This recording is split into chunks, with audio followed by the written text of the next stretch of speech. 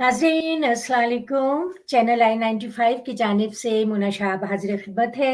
अदबी मरकज़ Washington DC के आपके पसंदीदा प्रोग्राम अदबी नशिस्त में आज आपकी खिदमत में, जैसा कि आप जानते हैं नाज़रीन, हम हमेशा आपकी खिदमत में कुछ एक नया टॉपिक, नई दिलचस्प शख्सियत के साथ जो है लेकर आते हैं।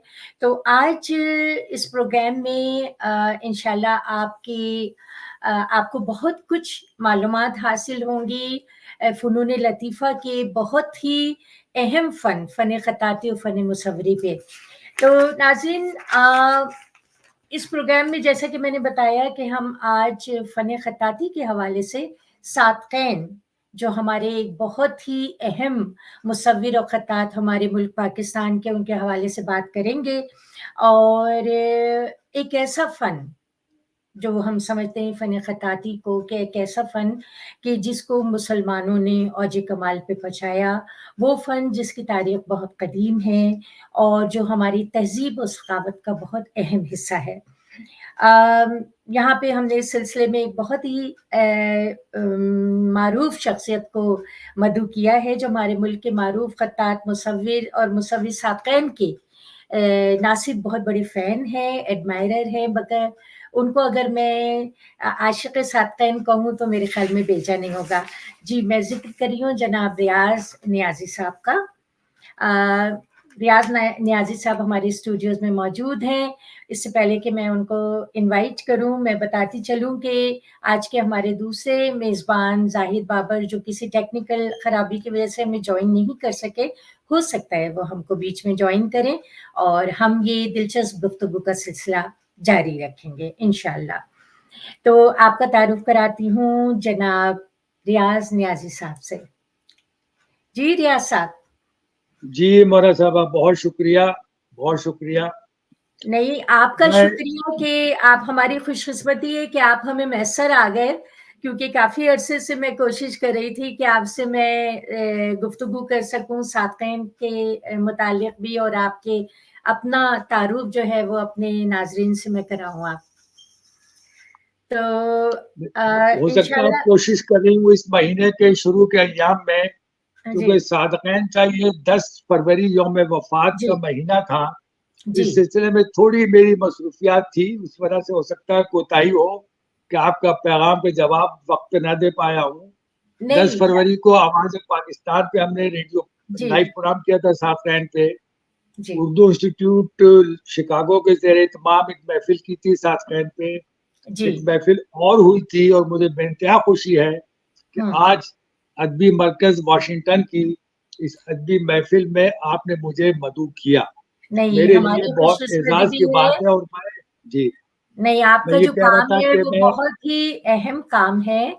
और मैं अपने नाज़रीन से आपका मुकम्मल तारुफ़ भी कराना चाहूँगी कि अच्छा, रियाज़ साहब नाज़रीन पेशे के एतबार से इंजीनियर हैं, लेकिन दिल के एतबार से इनका दिल अ, अदब में और फ़नून लतीफ़ा की दुनिया में इनका दिल धड़कता है। ये बड़ी मतलब दिलचस्प बात है। और आप जैसा कि हम सब जानते हैं कि आप अल्लामा नियाज़ फ़तेहपुरी के साहबज़ादे हैं, कि वो शख्सियत के जिनको हम अदब का मेमार समझते हैं। तो ऐसे माहौल में आपकी परवरिश हुई है और ज़ाहिर है शायरी से आपका शग़फ़ बड़ा कुदरती है और बहुत उम्दा अशार कहते हैं। और साथ ही साथ ये भी बताती चलूँ कि आप मुख्तलिफ़ रेडियो प्रोग्राम भी करते रहे हैं, ख़ास तौर पे आवाज़ पाकिस्तान रेडियो जो न्यूयॉर्क से आप काफ़ी साल वाबस्ता रहे हैं, बहुत सारी शख्सियात से आपने हमारी मुलाकात कराई है। और सबसे अहम बात ये कि सातक़ैन गैलरी शिकागो के बानी हैं आप। 7 साल से तकरीबन 16 से ज़्यादा एग्ज़िबिशन आप कर चुके हैं, सातक़ैन की मुसव्वरी और ख़त्ताती की। और 250 ग़ालिबन 250 से ज़्यादा जो नादिर नमूने हैं वो आपके पास मौजूद हैं। गोया कि आपने एक ख़ज़ाने पे कब्ज़ा किया हुआ है। तो ये बहुत ही दिलचस्प बात है। तो आइए खुशामदीद हम कहते हैं रियाज़ नियाज़ी साहब को। रियाज़ नियाज़ी साहब, आपके लिए बहुत सारे सवालात तैयार किए हुए हैं जो हमारे ज़हन मैं से। आपके मौना साहबा सारे सवालात के जवाबात देने की कोशिश करूँगा किसी हद तक। लेकिन नहीं, सबसे पहले तो मैं ये बताऊँ कि जो मैंने आपका शुक्रिया अदा किया है मुझे महफिल में मदऊ करने का, लेकिन यहाँ मैं ये बात बड़ी वाज़ेह कर दूँ कि मैं हरगिज़ सादक़ैन पे प्रोग्राम करने पर मैं आपका शुक्रगुज़ार हरगिज़ नहीं हूँ। और उसकी अच्छा। वजह ये है मौलाना साहिबा कि सादक़ैन एक कौमी विरसा है, जी, बिल्कुल, और कौमी बिल्कुल। विरसे पे अगर आप प्रोग्राम कर रही हैं, तो मैं आपको उसी मकतबा फ़िक्र पे आपको ज़ाहिद साहब को उसी मकतबा फ़िक्र में शामिल करूँगा, जिसमें जी, किसी ने कहा है कि अपने पुरखों की विरासत को सँभालो वरना अब के बारिश में ये दीवार भी गिर मिल जाएगी। जाएगी, क्या बात तो है! बिल्कुल लिहाज़ा आपने इस पुरखे, इस विरासत के हवाले से जो आपने गुफ्तगू शुरू की है, बहुत अच्छी बात है। अब आप कोई सतही ये सवाल है, बेसिक तो इंशाल्लाह बताइए। इंशाल्लाह ये इस तरह के प्रोग्राम हम खोज में रहते हैं कि हमें कहाँ से क्या मालूमात हमारे जो लोग बकौल जैसे कि आपने फरमाया कि उनका बड़ा एहसान है पाकिस्तान पे कि उन्होंने इतना खूबसूरत फ़न को ना सिर्फ़ ये बल्कि दुनिया भर में मुतारिफ़ कराया। तो बेशक, साक़ीन के हवाले से मैं कुछ सवाल आपसे करना चाहूँगी रियाज़ साहब। बेशक। तो जो सबसे पहला सवाल मेरे ज़हन में आ रहा है कि जैसा कि हम जानते हैं कि ये फ़न जो है वो मुसलमानों ने शुरू किया था और फिर वो चलते-चलते जो है वो मुग़ल दौर में इसका बड़ा वो रहा और इसको काफ़ी तरक्की होती रही आहिस्ता-आहिस्ता और ये आखिरकार ये हमें विरसे में नसीब हो गया। तो सातक़ैन की जो कुरानी आयात हैं, जिनकी उन्होंने खत्ताती शुरू की, एक तो ये मैं जानना चाहूँगी कि कब खत्ताती शुरू की और ये भी साथ में कि उनकी पहली और आखिरी खत्ताती कौन-सी थी? बहुत खूब, बहुत खूब। तो देखिए, जो पहला सवाल आपने उठाया है सातक़ैन की कुरानी आयत की खत्ताती के हवाले से, तो मैं यहाँ पे सिर्फ़ यही कहूँगा कि सादक़ैन, बल्कि सादक़ैन का अक्सर महफ़िल में मैं तारुफ़ मौलाना साहिबा अपनी इस रुबाई से कराता हूँ जी, कि नक्काश था, शायर था, मुसव्विर था सादक़ैन, और अल्फ़ाज़ व मानी का सिकंदर था सादक़ैन। क्या कहने और क्या और कहने! देखा सुभान है उस शख्स को इतने करीब से, हुँ, मज़दूर था, मजरूब व कलंदर था सादक़ैन। सुभान अल्लाह!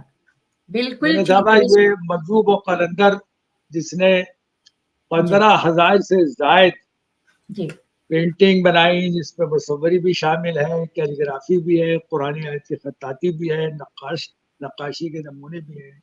जी। ये मजरूब जो था, इसने कुरानी आयत की खत्ताती का काम शुरू हुँ, किया था 26 जुलाई, जुलाई का महीना समझ लें 1968।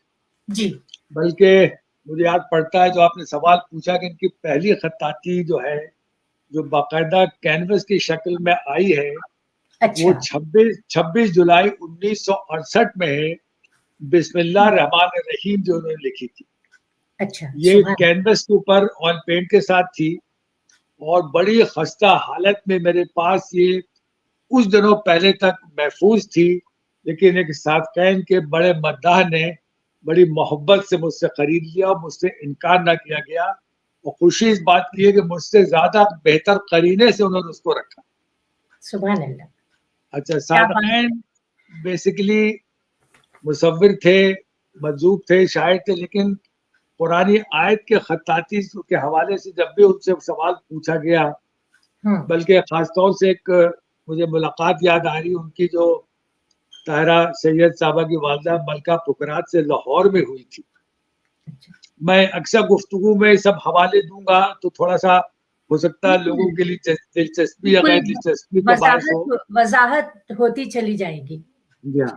जी, तो वहाँ मलका पुकरात ने इनसे सादक़ैन साहब से ग़ालिबन 80-81 के वक़्त दौर है, जी, इनसे कहा कि सादक़ैन साहब, आपने कुरानी आयत की खत्ताती, ये आपके फ़न में है, मिज़ाज में है, मज़हबी अक़ायद से मुतासिर होके किए। तो उन्होंने फ़ौरन उनको जवाब दिया, हरगिज़ नहीं बेगम साहबा, मैं मज़हबी अक़ायद का तो कायल नहीं, इस लिहाज से और ख़ास तौर से मुसव्वरी में, ये मैं अपना मुसव्वरी का शौक इसमें पूरा करता हूँ।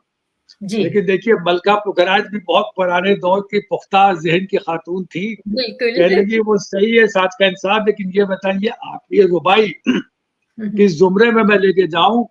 और जी, उन्होंने सादक़ैन की रुबाई उनको सुना दी मौलाना साहिबा, और वो ये थी कि उस हस्ती मुंजली से विरसे में मिला और अल्लाह के उस वली से विरसे में मिला। वो कुरान की आयत को लिखने का ये शौक मुझको हजरत अली से विरसे में मिला। सुभान अल्लाह, सुभान अल्लाह। इनके जो वालिद थे सादकैन के सिब्तान अहमद नकवी, जिनको हम लोग जी। अब्बा जी कहा करते थे। देखिए हम्म, यहाँ मैं 2 मिनट का अगर आप इजाजत दें, थोड़ा सा मौजूद से हट के, चूंकि लफ्ज अब्बा जी का इस्तेमाल किया है मैंने, जी सादकैन से बिल्कुल। मेरा वक्त गुजरा है, ये हो सकता है आपके सवाल में शामिल हो कि मैं जी तस्करा यूं कर दूं कि ये जो अब्बा जी हैं इनको हम लोग सब दादा कहा करते थे, और इनके पास पुरानी आयत के मौलाना साहब बड़े पुराने पुराने नुस्खे थे। अच्छा। बाज तो तलाई नुस्खे थे, सोने के काम तक किए हुए थे, और वो अक्सर औकात रात को सादकैन के सराहने उनमें वो वाटर कागज लगा के चले जाते थे कि इनको देख लें, शायद कि उतर जाए तेरे दिल में कोई बात वाली बात थी। लेकिन सादकैन ने कभी भी उसको खोल के उधर नजर नहीं डाली। जी वन फाइन मॉर्निंग, देखिए ना, अल्लाह ताला ने जब किसी से कोई काम कराना होता है तो उसके असबाब पैदा हो जाते हैं खुद ब खुद। बेशक। एक दफा ये गए अपने नाजाबाद नंबर 2 के घर में, जो पुराने घर होते थे मुतवसत तबके के, हम लोग जो लोग थे घराने, एक हम्म, बाथरूम होता था, ना गीजर ना वाटर हीटर। जी वहां पे एक पत्थर की टंकी होती थी और उसको नीचे दहकते हुए कोयले सुबह रख दिए जाते थे। दिन भर का गर्म किया हुआ पानी बाथरूम किचन हर जगह इस्तेमाल हो जाता था। सही कह। साथ में छोटा सा हम्माम। हम्म। सादकैन साहब गए, वहां से गुस्ल करके आए, उसी टंकी के आगे जो बुझे हुए कोयले पड़े थे मोना, उन्होंने उठाया कोयला और अपने अच्छा। टेढ़ी उंगलियों में फंसा के उस टंकी के ऊपर इन्होंने बिस्मिल्लाह एक तरफ से और दूसरी तरफ से बिस्मिल्लाह लिख दिया और अच्छा। हाथ पांव झाड़ के आगे बैठ। दिलचस्प बात यह है कि थोड़ी देर में इनके वालिद सुल्तान साहब अब्बा जी वो आए। जब उनकी नजर उस टंकी के ऊपर पड़ी, बिस्मिल्लाह रहमान रहीम खास एक खत के अंदाज में लिखा पाया उन्होंने, तो एकदम से कह लेंगे अरे ये किसने किया है। हम्म। सादकैन साहब बोले बाबा बाबा साहब ये मैंने लिखा है। ये कहना था कि सिप्तान साहब की आंखें डबडबा गई। अब हम्म। यहाँ एक देखिए, मैं एक नक्शा खींचता हूँ कि 34-35 साल का नौजवान लड़का जी जब जी बूढ़े बाप को रोते हुए देखता है तो उसकी कैफियत क्या होती है। तो बिल्कुल उन्होंने कहा बिल्कुल बाबा साहब क्या बिल्कुल। हो गया, क्या हो गया। इतनी देर में भों भों रोने लगे। सादकैन ने जाके उनके गले लगे, पहली मर्तबा मैंने बाप बेटे को गले मिलते देखा। और उन्होंने कहा कि बेटे मैं कब से तुमसे कह रहा था कि तुम जब पुरानी आयत की खत्ताती पे काम करो, लेकिन मुझे बड़ी खुशी हुई कि तुमने किया। तुम मुझसे वादा करो कि ये काम करोगे। इन्होंने वही हामी भर ली अपने वालिद से, सुल्तान साहब से, कि मैं कुरान आयत की खत्ताती पे काम करूंगा। यहाँ एक माशा। बात थोड़ा सा गैर जरूरी है लेकिन मैं बताना जरूरी नहीं समझूंगा। ये क्योंकि ये सारे वाक़यात उनकी ज़िंदगी का हिस्सा हैं जी हाँ, जी हाँ। और पूरी तरह से अहाता करते हैं उनकी ज़िंदगी का, तो बहुत ज़रूरी है कि आप ये इन चीज़ों को साथ हम समझें और लेकर चलें। साक़िन साहब का काम जो है वो मुराव आर्टिस्ट के हवाले से बहुत है उनका काम अहम। तो मेरा एक और सवाल जो ज़हन में आ रहा था कि फ्रांस में जो कुछ काम किया है साक़िन साहब ने, वो हमें पाकिस्तान में इतना चर्चा नज़र नहीं आता, इतनी ज़्यादा उसका ज़िक्र नहीं होता।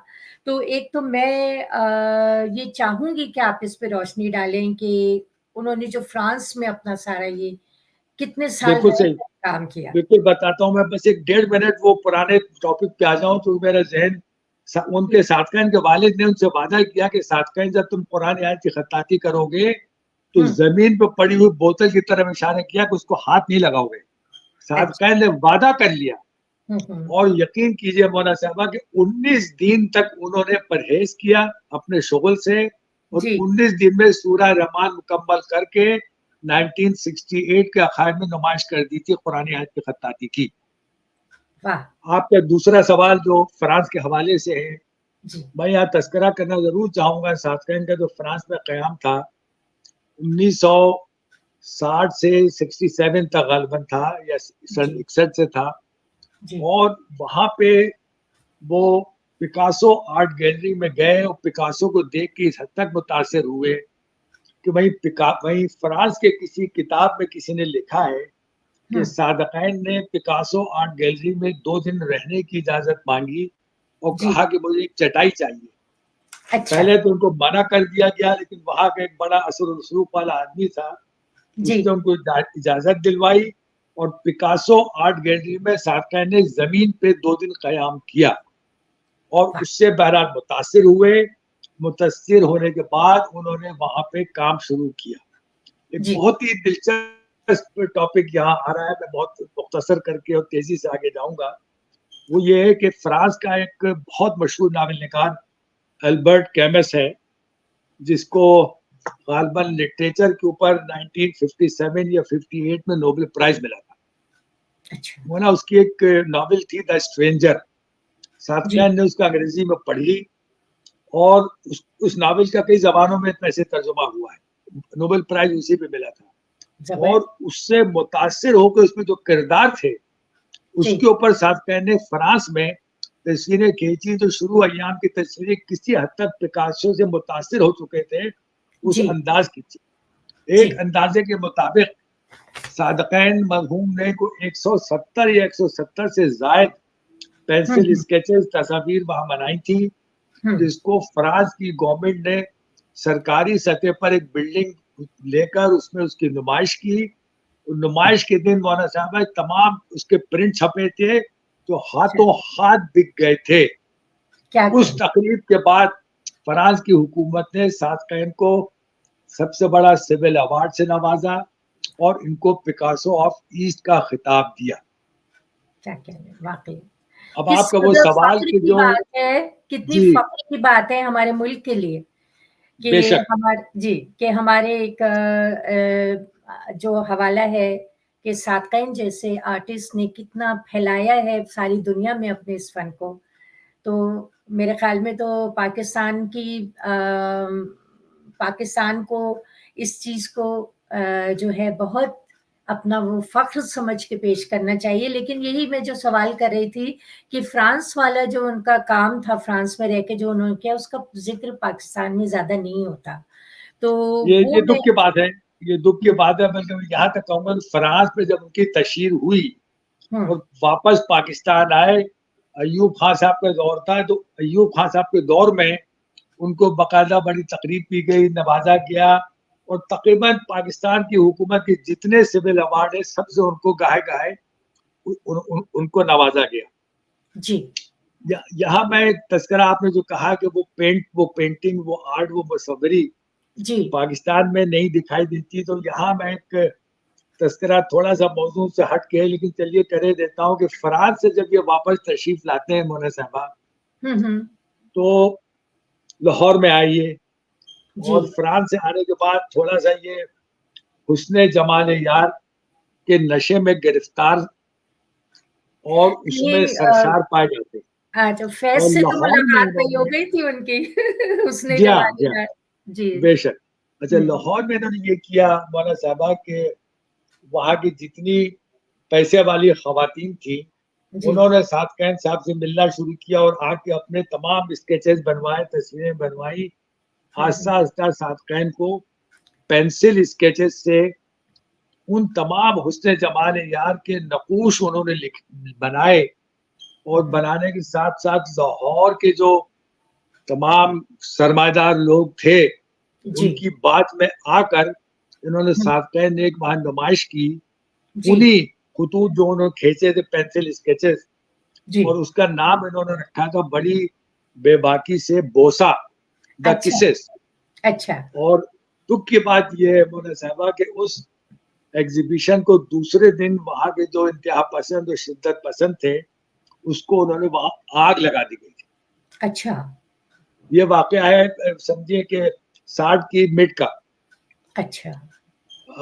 हमारे डॉक्टर मालिक राम, मुस्तफ़ा हुसैन, अहमद नदीम कासमी अपने मज़मून में कहीं लिखते हैं कि ये वो मौका था जब उनकी एग्ज़िबिशन को आग लगाई गई मौलाना साहबा, तो हुँ, हुँ। सादक़ीन हिल गया, दहल गया, सादक़ीन ख़ामोश हो गया और सादक़ीन का अंदर का मुसव्विर मर गया।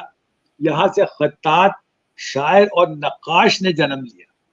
अच्छा, यही वजह है कि उस एग्ज़िबिशन में आग लगने के बाद जिनकी जितनी भी मुसव्वरी है, वो जी। ख़त्ताती और कुरानी आयत की ख़त्ताती पर मबनी रही अरसे हुँ, तक। हुँ। ज़ाहिर है उनका फ़ोकस फिर उस तरफ होना था क्योंकि एक वो देख चुके थे एक ट्रॉमा। जी हाँ, जो जी। उनके लिए बहुत बड़ा एक वाक़या था। जी, और देखिए ये साक़िन ने इक़बाल पे, गालिब पे बहुत काम किया है, बहुत मुतासिर थे वो उनसे। तो इस बारे में आपका क्या मौक़िफ़ है? देखिए, ये सातकैन चूँकि फ़नून लतीफ़ा में जी, अपना बहुत वो रखते थे मक़ाम, और उसको रखते हुए उन्होंने इन सबको पढ़ा, जी, बहुत करीब से पढ़ा और बहुत गौर से पढ़ा, जी, और यकीनन ये सबसे ज़्यादा मुतासिर थे मिर्ज़ा असदुल्लाह खां गालिब से। गालिब यही से। वजह है कि गालिब के जी, अशार पे इन्होंने तो 52 अशार पे मबनी जी, तस्वीर बनाई हैं। इदारा जी, यादगार गालिब, गालिब के 100 साला जश्न पे जो हुआ, जी, उस पे इदारा यादगार गालिब में जी, लाहौर, कराची और इस्लामाबाद में बैक वक़्त इन्होंने कोई 58 से ज़ायद बड़ी तस्वीरें लगाई। जी। दुःख की बात ये है, उस नुमाइश होने के दूसरे दिन वहाँ के जितने सरकारी मुलाज़मीन थे, बड़े लोग थे, नाम नहीं लूँ, एक-एक के नाम मुझे पता है लेकिन मैं नाम नहीं लूँगा। वो सब साथ का इनकी उन पेंटिंग को उठा के घर ले गए। ये तो लेकिन बड़े खुशी अफ़सोस की की बात बात ये है कि मेरे पास पूरी की पूरी 52 तस्वीरों की इमेज महफ़ूज़ जी। है। इसी तरह आप ये इकबाल का देखिए जो कि जश्न। जी, जी, अब फरमाइए। जैसे ये मेरे सामने एक तस्वीर आई है, नक्श हाँ, जी हाँ। फरियादी में किसकी शौक़ी तहरीर का, कागज़ी है पैरहन हर पैकरे तस्वीर का।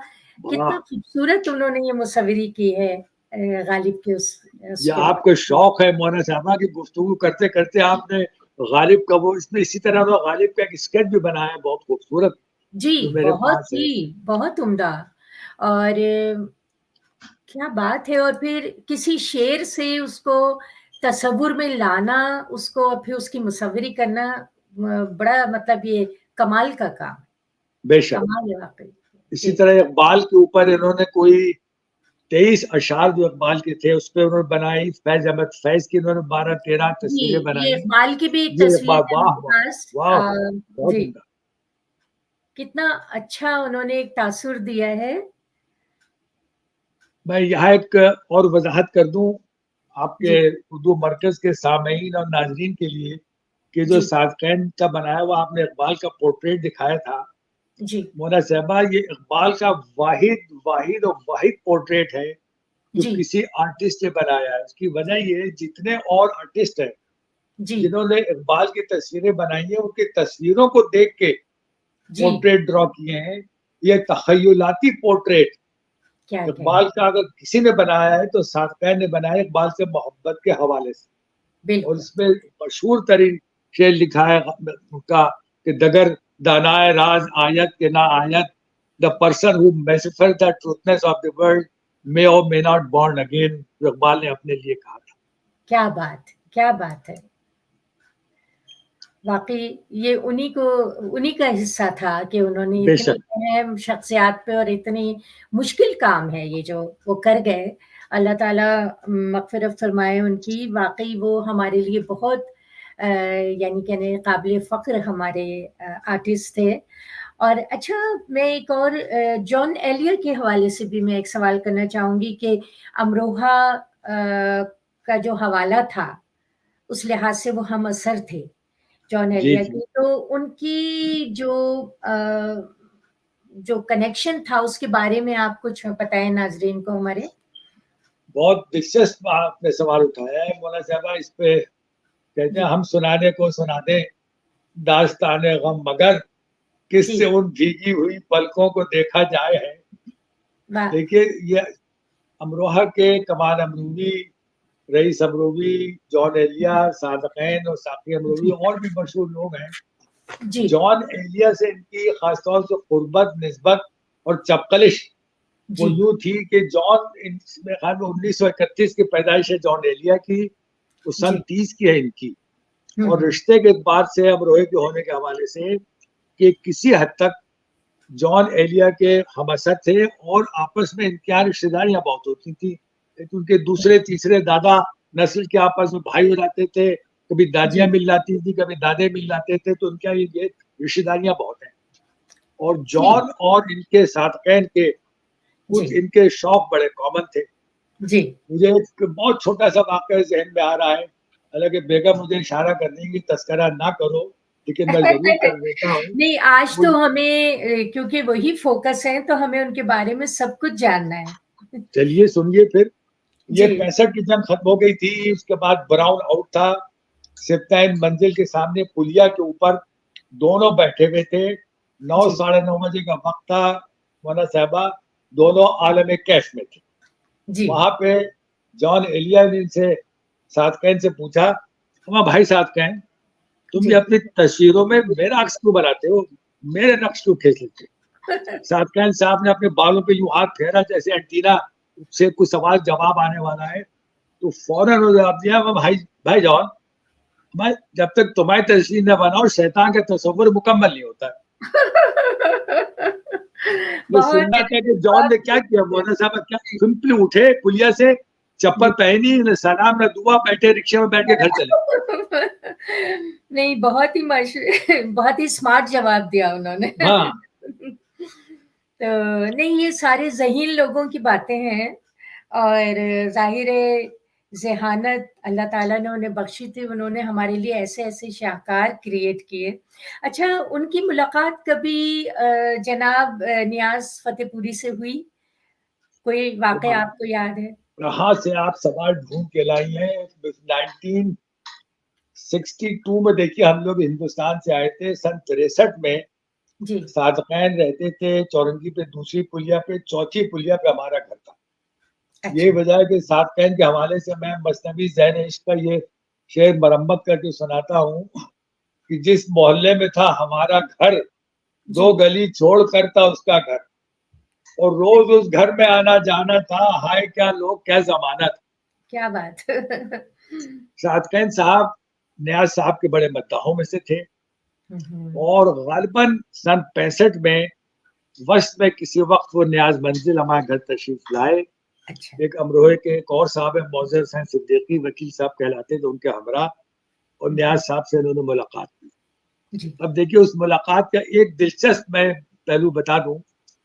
सादकैन खुद इतना बड़ा आदमी जब नियाज साहब के सामने आते हैं तो हाथ बांध के खड़े, और एक जुमला इनका मुझे याद है, कहेंगे नियाज साहब, मैंने आपको पढ़ा नहीं, मैं बिल्कुल आपसे गुफ्तगू का मुतहम्मिल नहीं हूँ, लेकिन उन्होंने कहा बैठो बैठो, वही सामने घर के आगे मोढ़े लगे थे, घास थी, वही मोढ़े पे सड़क पे बैठ गए। कहने लगे बैठो बैठो, उन्होंने सादकैन को बिठाया। नियाज साहब भी सादकैन से वाकिफ थे।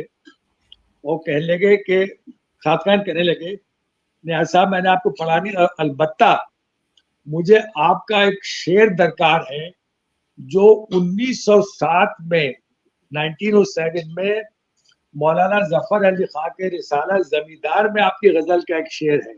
नियाज साहब बड़े खुश हुए, कौन सा शेर तुम्हें याद है भाई? हाँ, सादकैन ने देखिए शेर क्या सुनाया कि सर जो गर्दन पर नहीं तो फिर हथेली पा सही, क्या बात! सर जो गर्दन पर नहीं तो फिर हथेली पा सही, मंजिले इसको जुनू में यूं भी गुजरा जाए है। वाह! नियाज साहब ने ठट्टा लगाया कि इनके सादकैन तुम तो उन लोगों में से हो, न जाने उम्र के किस हिस्से से अपना सर अपनी हथेली पे लेकर माशूक को ढूंढ रहे हो, और तुम उन लोगों में से हो कि माशूक अगर दिख भी गया तो तुम रुख बदल के चले जाओगे।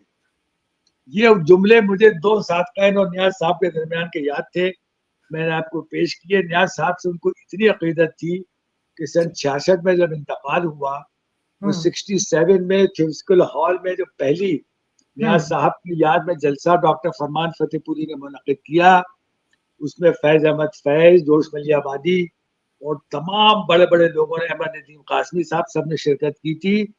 मुनासबा माशाअल्लाह, उस थियोसफिकल हॉल को पूरा सादकैन ने अपने हाथ से बयाद अल्लामा नियाज फतेहपुरी बड़ा बैनर, और नियाज साहब के अकवाल, नियाज साहब माश की शायरी 16 बाई 20 के सफेद उसके ऊपर उन्होंने लिख के वहां कम से कम 100 जी, पीस सादकैन लगाए थे। लेकिन दुख की हाँ, बात यह है जी। हमारे जैसे कम इल्म लोगों ने सब वो जाया कर दिए, लेकिन जो शौकीन थे वो उठा के ले गए।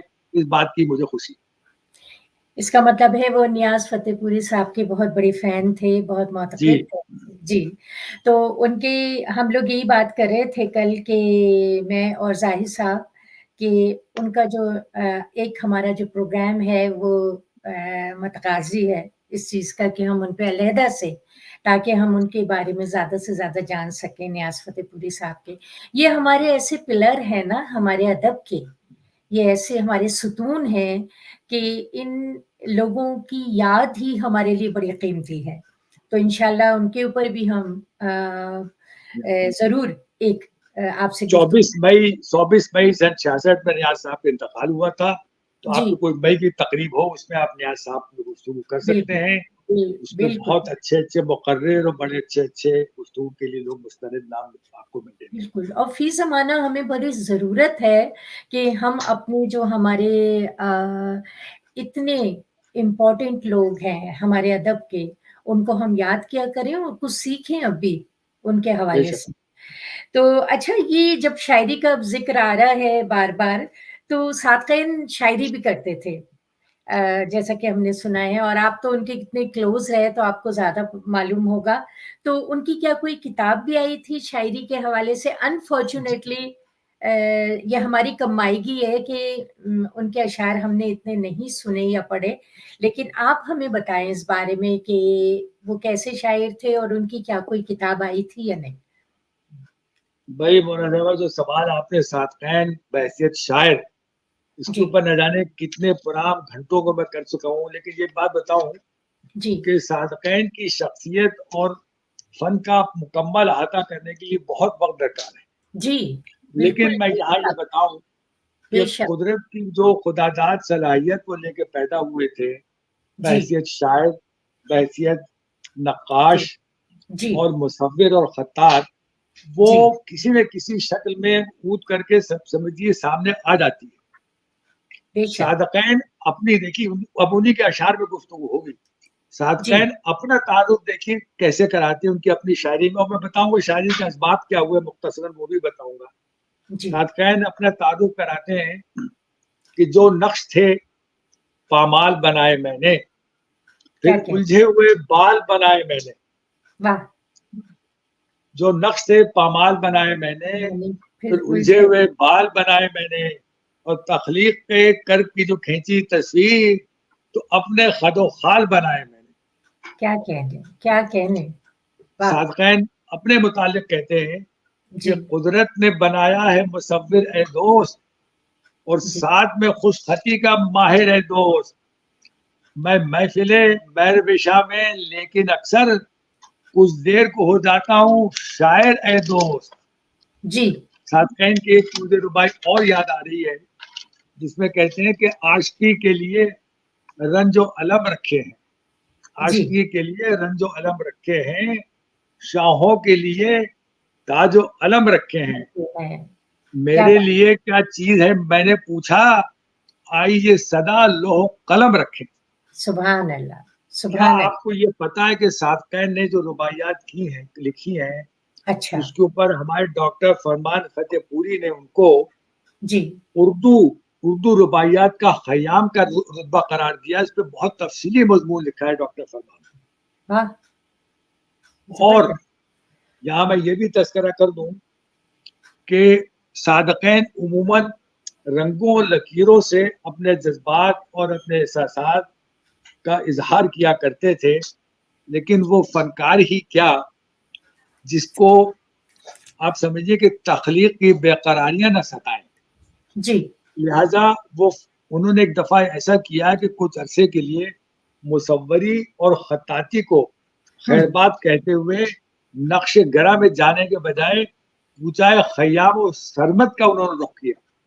और इनका है रुबाई, एक बार मैं शायरी भी करके देखूँ, क्या फ़र्क है शायरी भी करके देखूँ। वाह! और तस्वीरों में अशआर कहे हैं मैंने, शेरों में मुसव्वरी भी करके देखूँ। क्या बात!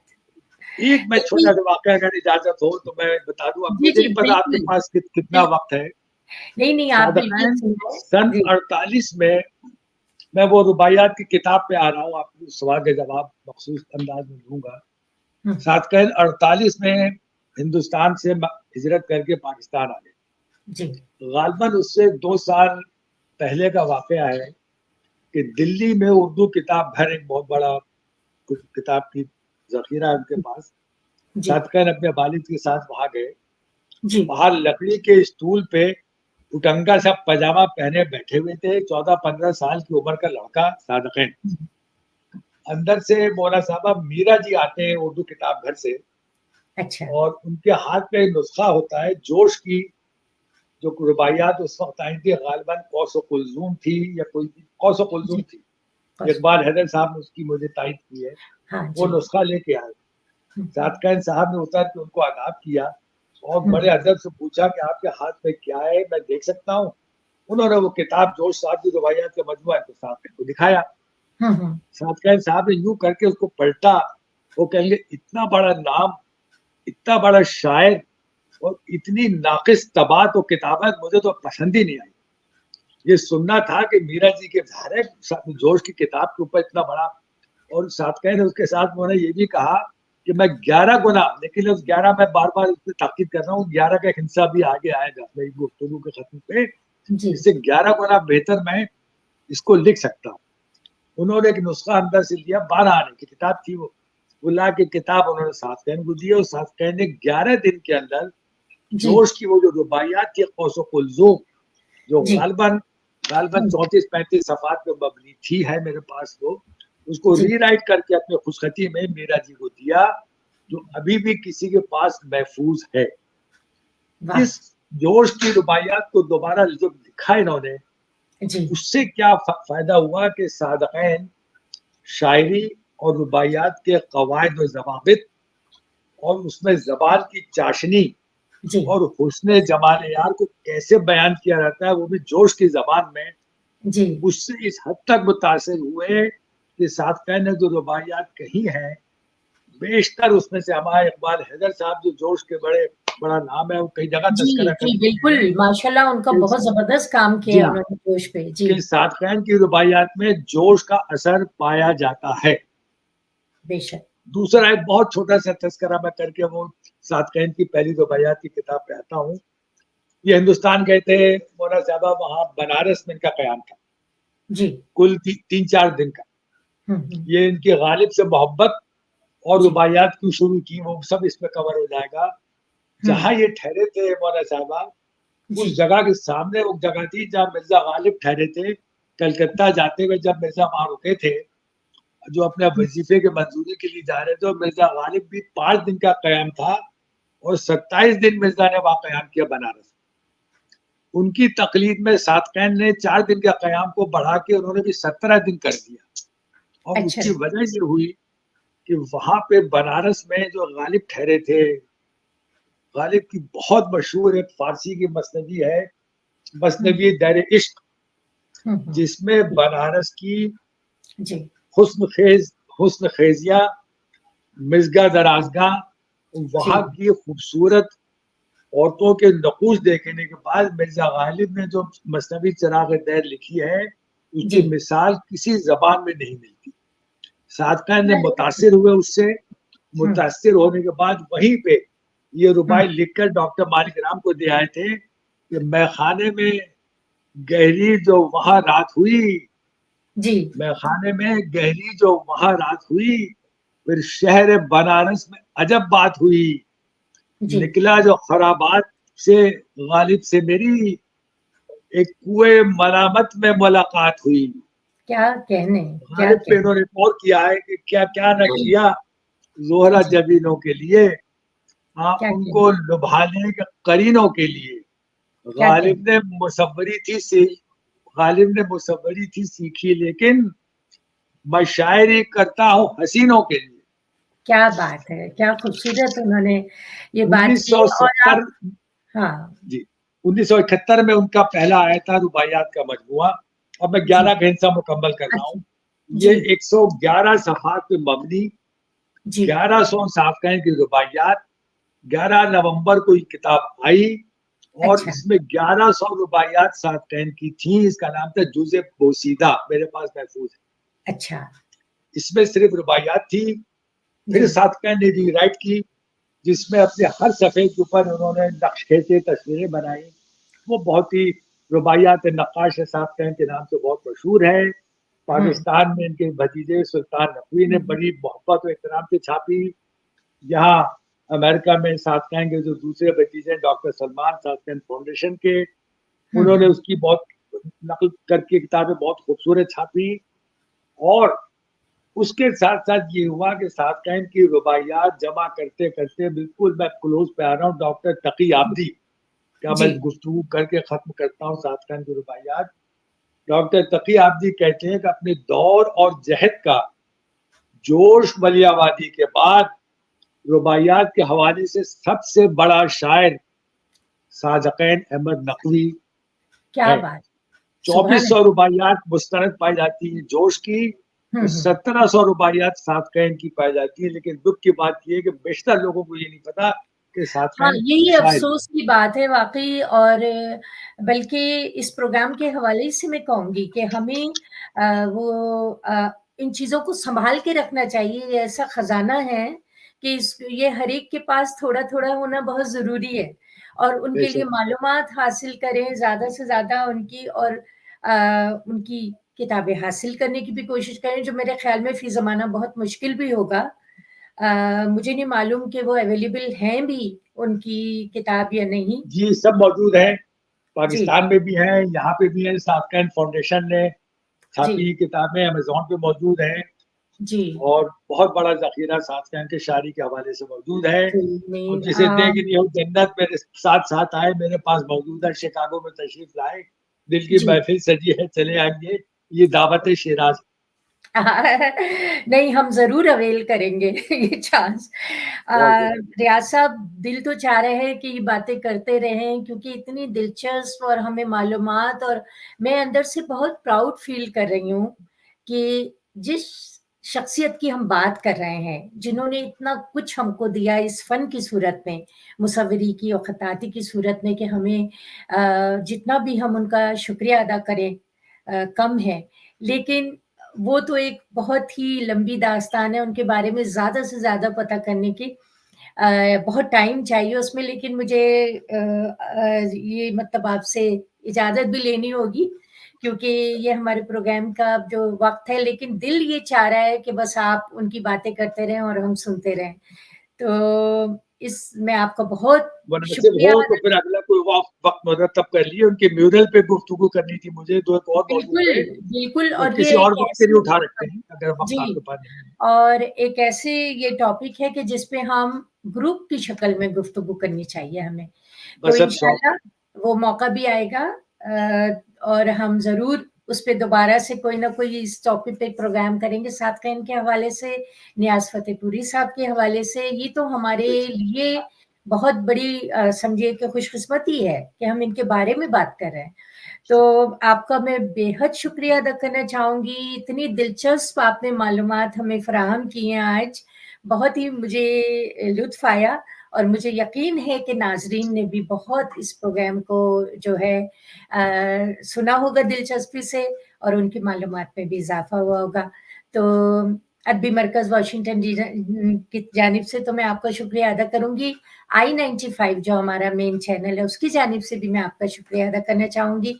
इंशाल्लाह ज़रूर दोबारा मुलाकात होगी। बहुत शुक्रिया आपका ममनून व मशकूर। हाँ, दुआ गो शुक्रिया। हूँ जी, दुआ गो हूँ कि नशिश ये जमी रहें, यही हमा-हमी रहें। मुलाकात होगी बिल्कुल, फिर आपसे किसी जी। फ़ोरम। बड़ी आदाब, इनायत। आदाब।